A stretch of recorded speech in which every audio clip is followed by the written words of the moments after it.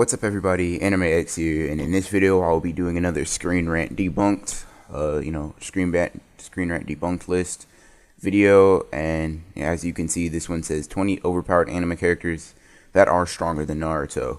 Now, if you're subscribed to me, or if you watch a lot of the stuff or a lot of the videos I make a lot of Naruto stuff, and I believe that Naruto is much stronger than a lot of people scale him to. A lot of people say that he's like planetary. I honestly think that people like Hokage and Naruto are solar system level and possibly can scale even higher when they're also massively faster than light. So, knowing all of this should be pretty interesting for me to go through all of this. I'm seeing it when you guys do, so let's just see, how this goes. So at number 20, they have One Punch Man. Now, I recently made a video on Naruto versus Saitama, and I stated that Naruto beat Saitama. So, let's see what they say. Saitama, One Punch Man.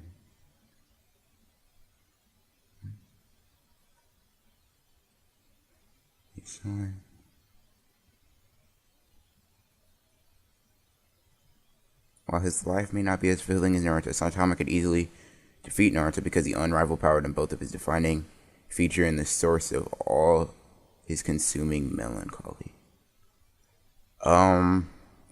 Throughout this entire 2-paragraph analysis, dang it, I went to the next one. In all this 2-paragraph analysis, they don't once mention Naruto's power or Saitama's power, so it's kind of hard to debunk them on something. But I do think that Naruto, at least Hokage Naruto, would beat One Punch Man. Number 19, they have kind of like an obvious choice. They got Goku here. Well, not every version of Goku could beat Naruto when he's at the strongest. Goku could easily defeat Naruto. He's following the Seinen second resurrection. Basically talks about a Super Saiyan 3 transformation. This scale of destruction is never put.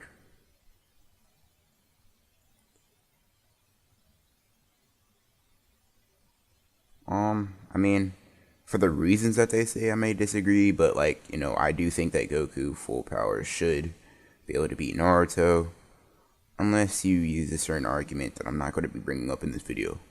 Number 18, they have Luffy. I haven't really gotten into scaling One Piece yet, but I think it's just because he has haki that these people are saying this. Let's see. Massive energy,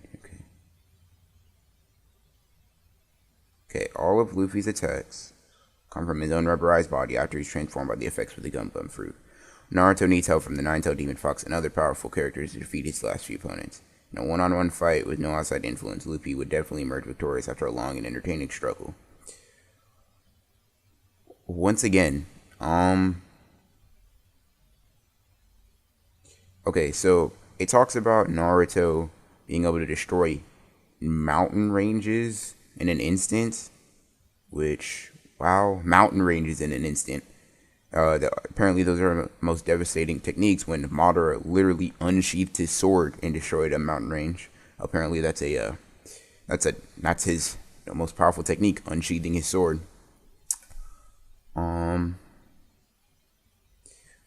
I don't want to say too much on him just because I haven't scaled him yet, but unless Luffy's solar system level and I don't know it, I would have to greatly disagree that he can do this. Basically, they're saying because he has Kurama, that makes him weaker or something like that, but Kurama isn't outside help. That's something that he always has. And yeah, I guess I'll just move on. Netero for Hunter x Hunter. Before even reading it, I already know I disagree because I think that Meruem, who has more attack potency, is the only one that has a casual mountain busting feat and is hypersonic, massively hypersonic.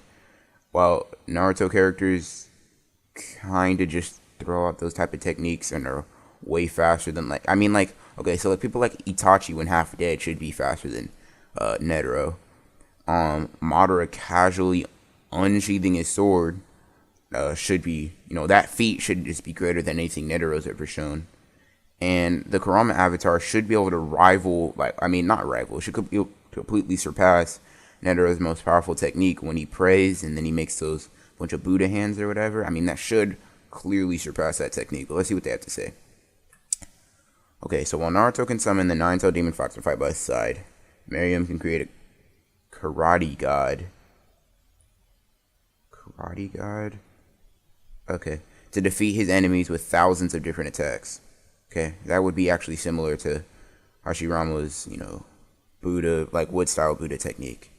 Netero is also far smarter and craftier than Naruto, not to mention physically stronger after incidentally training for more than a decade in order to throw 10,000 punches in an instant. Okay, so they're basically saying that Netero is faster and stronger when Naruto's one-shot people that can throw moons. He's overpowered like literal goddesses, and he scales way above a Madara that can unsheath the sword to destroy mountaintops. Oh no, please. Okay. Wow. Okay. Let's see. Ban. Once again, I don't go in too depth on Seven Deadly Sins, but I know that this Ban isn't the most powerful version. Like, this Ban right here is not that powerful. Now, you could say Purgatory Ban, like in the manga where he comes out of Purgatory or whatever, like after 1,000 years, he should be like planetary, maybe planetary, like large planetary, something like that. But I don't think Ban shows any feats that prove that he'd be able to defeat Naruto. Now, I kind of get what they're saying, like, Ban's immortal, so we'll just keep coming back. But, like, the difference between solar system level and planetary is just so great that I'm not sure Ban would be able to do anything. But, okay. Blah, blah, blah, talking about his immortality.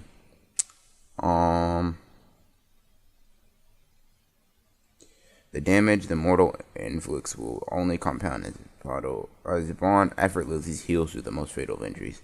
Could take a lifetime, but any battle between Ban and Naruto would eventually... Now, there's problems with this, because, like, Naruto doesn't have to kill him in order to win. He could just launch him into space, or seal him somehow. I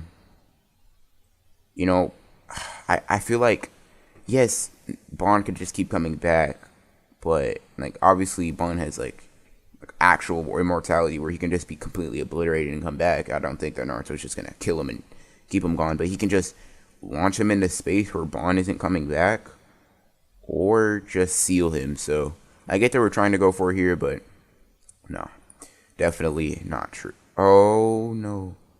Oh wow. Mob. They have Mob here.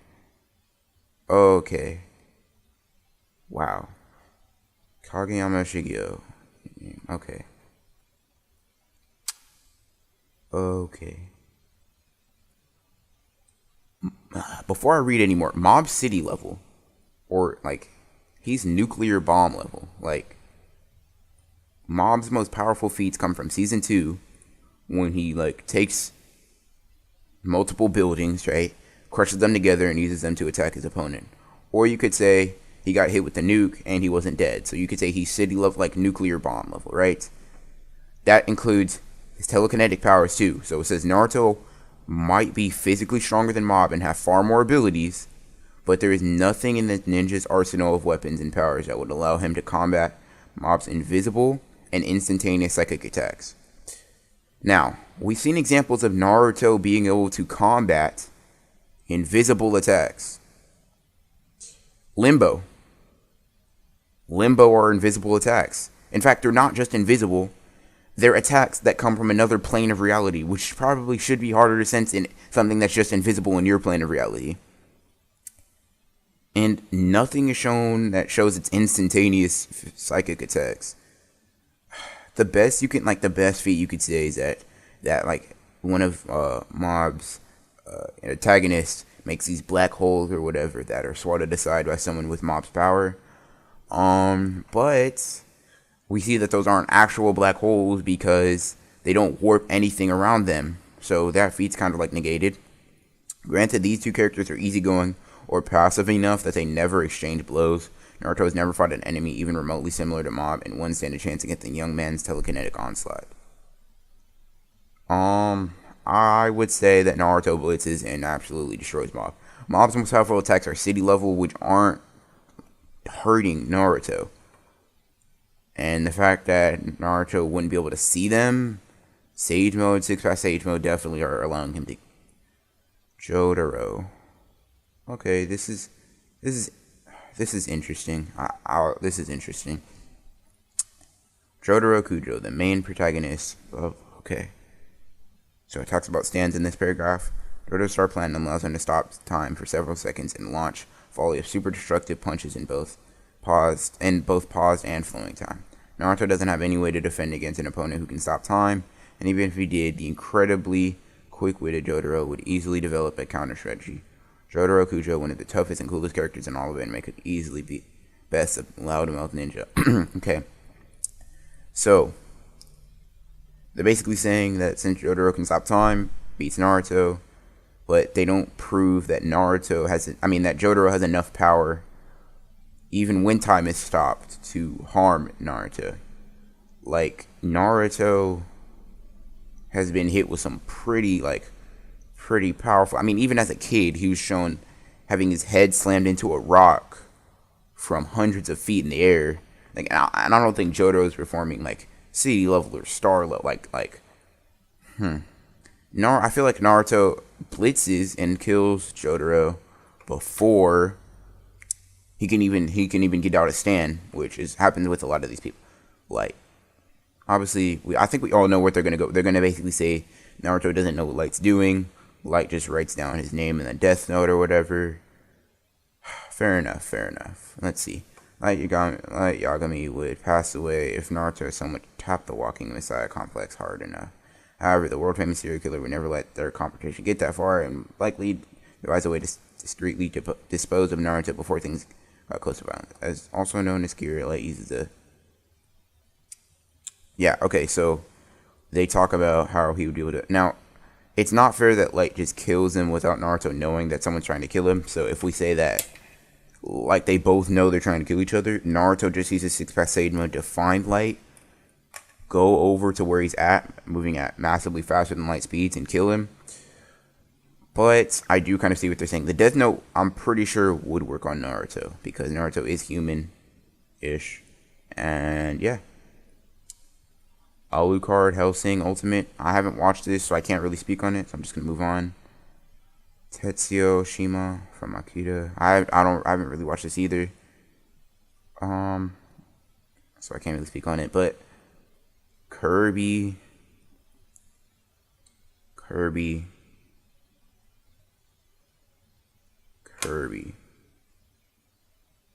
Okay.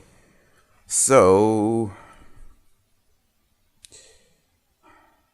I think the highest Kirby could be scaled to is star level. Like, you could say he has enough power to throw people that distance 2 stars or whatever. Or he can, like, manipulate star. Like, okay, so he may be star level, right? If I obviously not putting too much thought into this, whatever. Star level, maybe. Like I've said on multiple occasions, Naruto Hokage is solar system level bare minimum. So, guts. Whoa, this first line.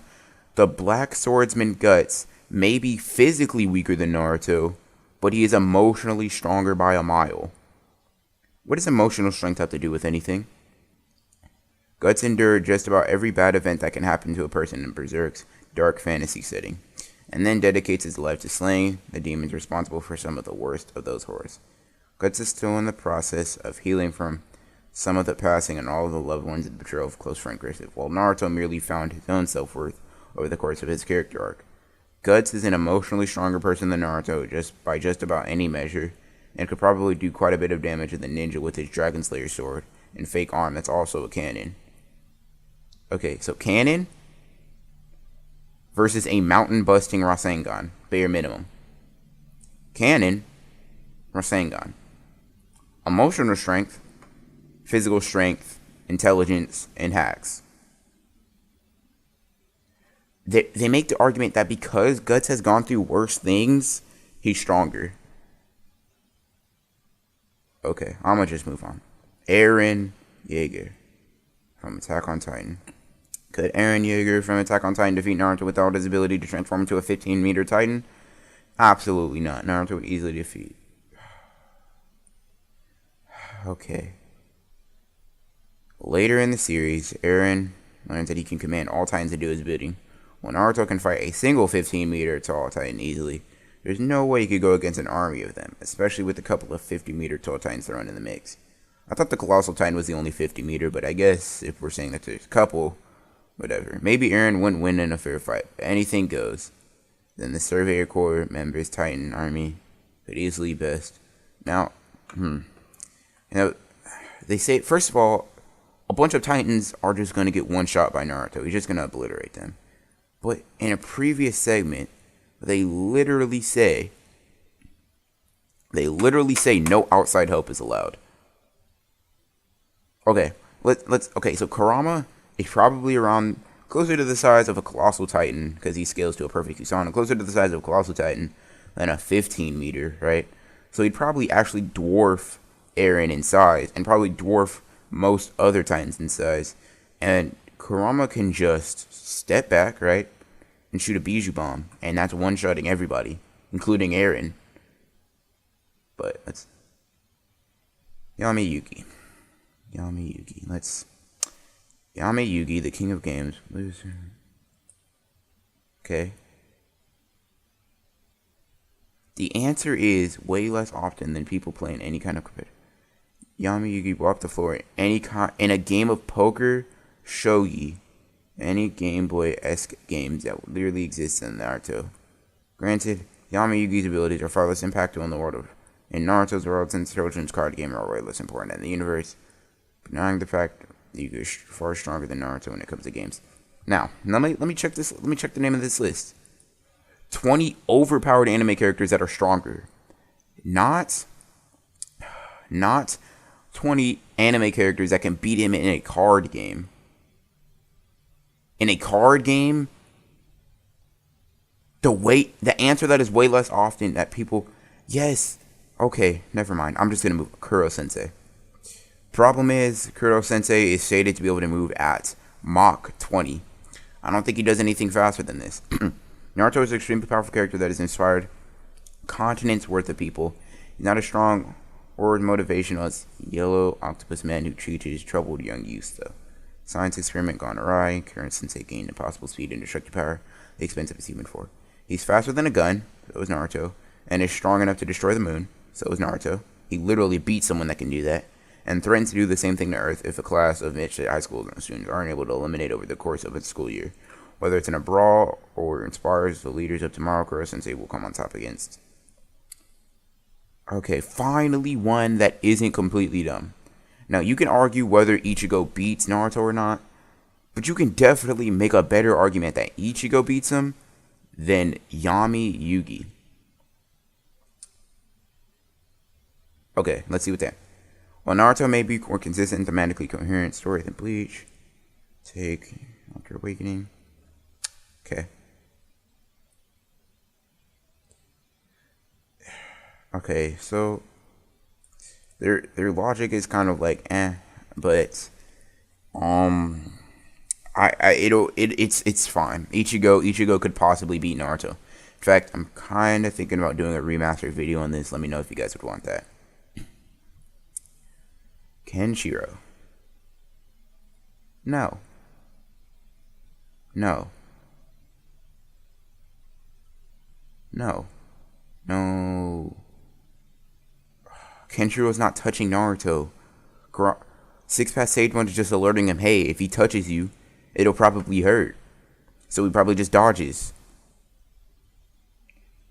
Okay, so this isn't Dragon Ball, right? People don't just let their guard down. Naruto's a ninja, and Naruto acts like a ninja. He's on guard, and especially with Six Path Sage One, if something's up with Kenshiro where it could possibly kill him, he's going to dodge it. But, yeah. Yusuke Urameshi.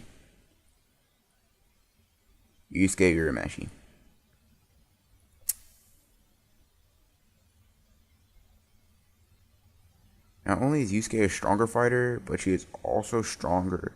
She? Yusuke's a she? Okay then. Okay, so they're saying that because he inspired anime protagonists, that he's better than Naruto. Don't scale this person, and don't scale this person. So, overall, I would consider this a very, very bad, trash list. I mean, on like 2 different accounts, they're like, well, yeah, Naruto may be able to beat them in a physical battle, but if we have outside help, or if they play a game, or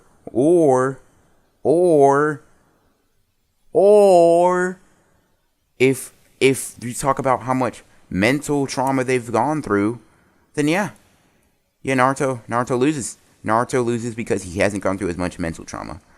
I found myself only agreeing with like a couple. Let's go through. This is arguable. That's 2. No.